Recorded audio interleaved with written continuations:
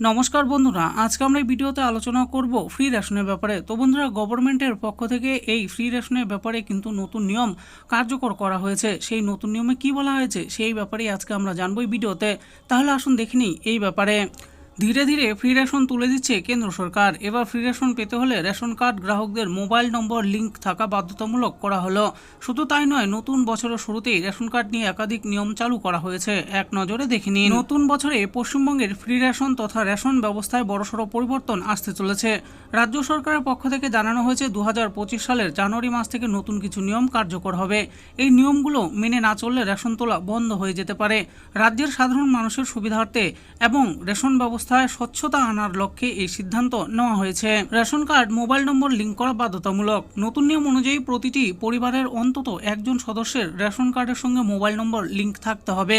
খাদ্য দপ্তরের দেওয়া পরিসংখ্যান অনুযায়ী এখনও রাজ্যে প্রায় 77 লক্ষ গ্রাহক তাদের রেশন কার্ডের সঙ্গে মোবাইল নম্বর সংযুক্ত করেননি।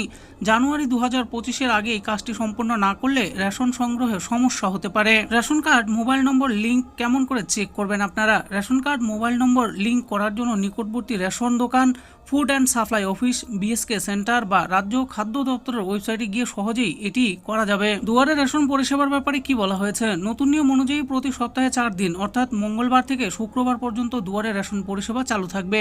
এই সময়ের মধ্যে নিকটবর্তী রেশন দোকান বন্ধ থাকবে। এই পরিষেবার মাধ্যমে উপভোক্তাদের বাড়ির কাছেই রেশন পৌঁছে দেওয়া হবে।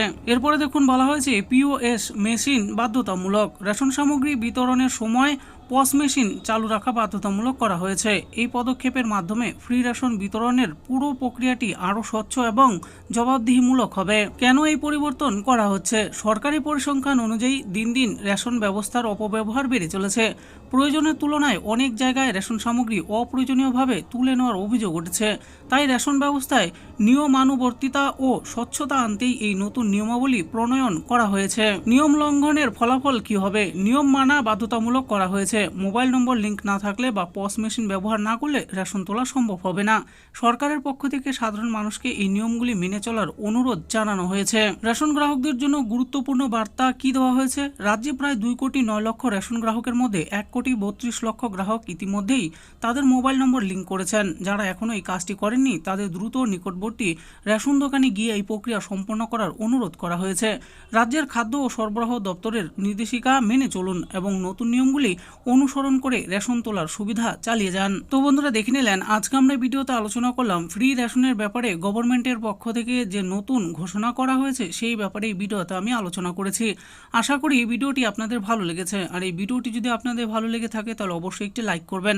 আরও এরকম নিত্য নতুন স্কিম ও আপডেট সম্পর্কে জানার জন্য আমাদের এই চ্যানেল বাংলার স্কিম চ্যানেলটিকে অবশ্যই সাবস্ক্রাইব করবেন। আর এই ভিডিওটি দেখার জন্য আপনাদের সকলকেই অসংখ্য ধন্যবাদ।